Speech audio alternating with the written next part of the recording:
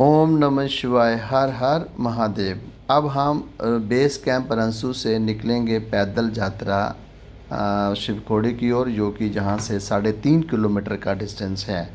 जिस पुल से अब हम क्रॉस कर रहे हैं, इस पुल के नीचे बहने वाली नदी को दूध गंगा भी कहते हैं। सामने जो द्वार दिख रहा है, इसको शिव द्वार भी कहते हैं। इस द्वार को क्रॉस करके हम जाएंगे, बट इससे पहले हम पहुंचेंगे पर्ची काउंटर पे। यहाँ से हम पर्ची लेके फिर निकलेंगे हम यात्रा की तरफ। एक सदस्य भी फैमिली का जाकर अपना पहचान पत्र दिखा के यहाँ से पर्ची ले सकता है। सभी को वहाँ जाने की आवश्यकता नहीं होती है।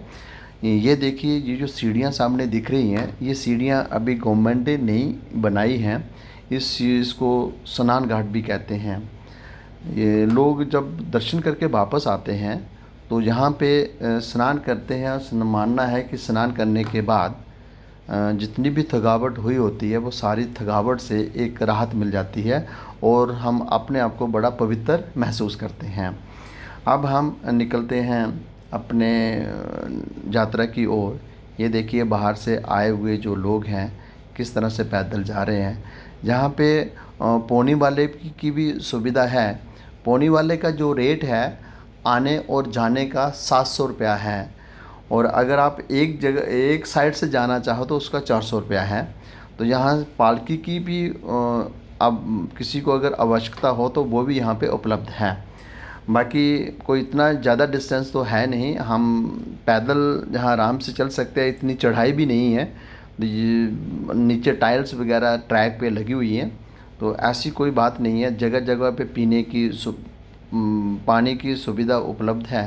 रास्ते में अगर कहीं बारिश आ जाए, धूप हो, तो शेड भी बने हुए, हम वहाँ पे बैठ के थोड़ा अपने आप को राहत महसूस कर सकते हैं, विश्राम ले सकते हैं।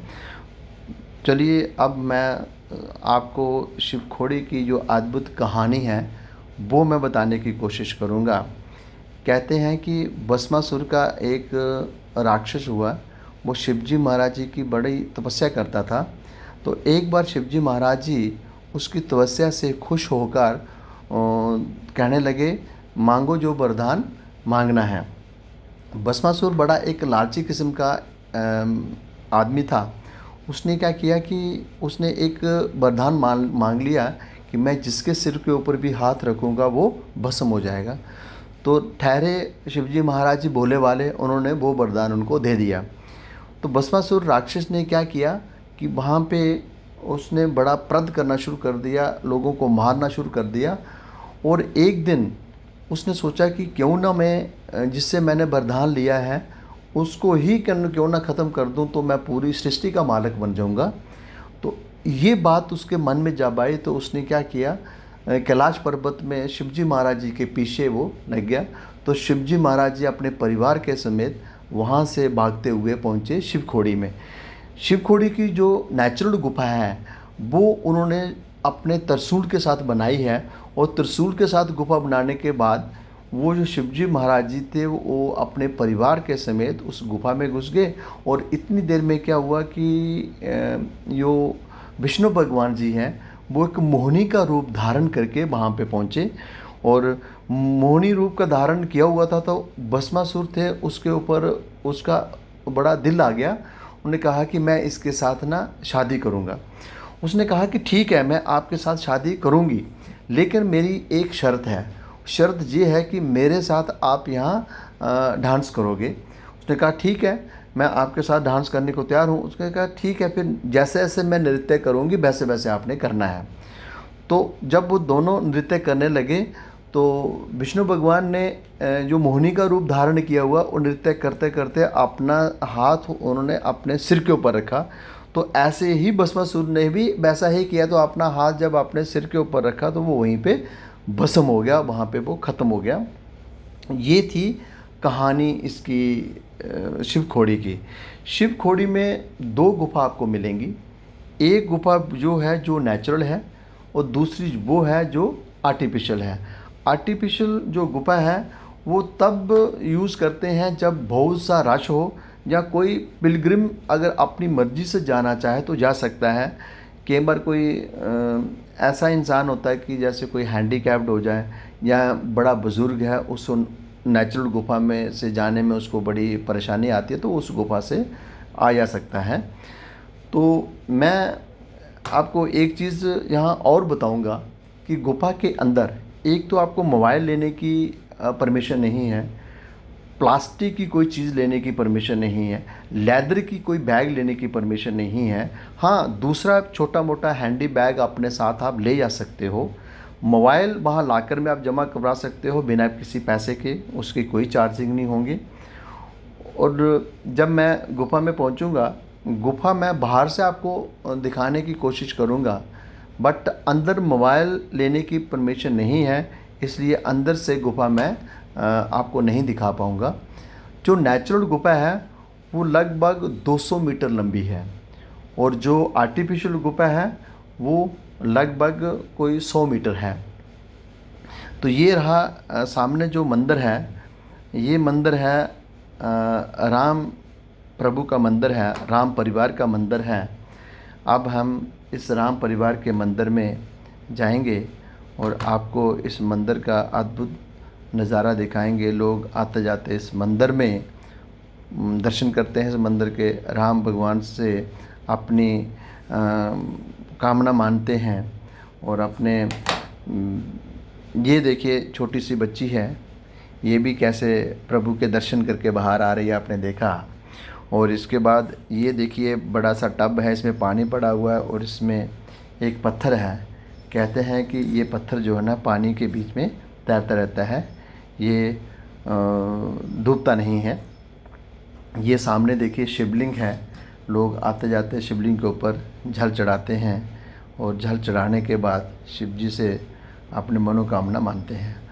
वो कहते हैं कि इस शिव गुफा में जो सच्चे मन से जो भी श्रद्धालु यहाँ अपनी मनोकामना मांगता है तो भगवान उसकी मनोकामना निश्चय ही पूरी करते हैं।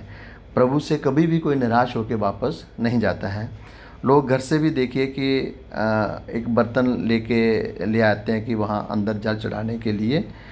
तो ये पब्लिक देखिए कि बहुत दूर दूर से यहाँ लोग आते हैं, और जो भी जम्मू में आता है तो उसकी कोशिश रहती है कि मैं कटरा से दर्शन करने के बाद शिवखोड़ी के दर्शन ज़रूर करूं। तो मैं सभी से ये आग्रह करूंगा कि जब भी कोई बाहर के लोग यहाँ जम्मू कश्मीर में आए तो शिवखोड़ी के दर्शन ज़रूर कीजिए। और कहते हैं कि शिवखोड़ी की गुफ़ा से एक रास्ता जो है ना अमरनाथ की ओर भी जाता है, बट वो गुफ़ा आजकल बंद कर दी गई है, वहाँ किसी को भी जाने की परमिशन नहीं है। तो ये है आगे छोटा सा पुल, और जहाँ से अभी जो हमारी पवित्र गुफा है वो 1.5 किलोमीटर का डिस्टेंस है, जिसको हम कवर करके वहाँ पहुँचेंगे। तो ये देखिए कुछ लोग वहाँ से वापस आ रहे हैं, कुछ दर्शन के लिए जा रहे हैं।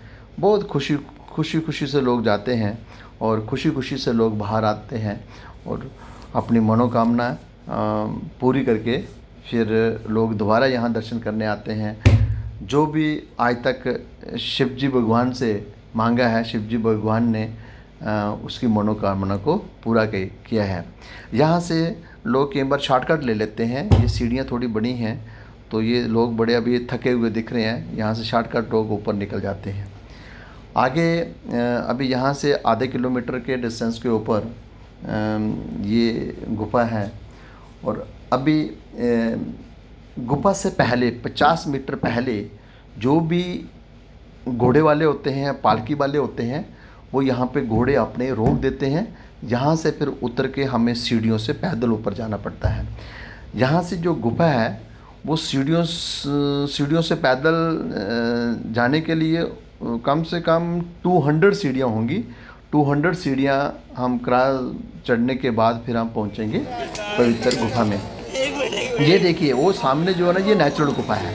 इसी गुफा से यहाँ से त्रिशूल से मान के तो शिवजी महाराज जी अपने परिवार के समेत अंदर चले गए थे।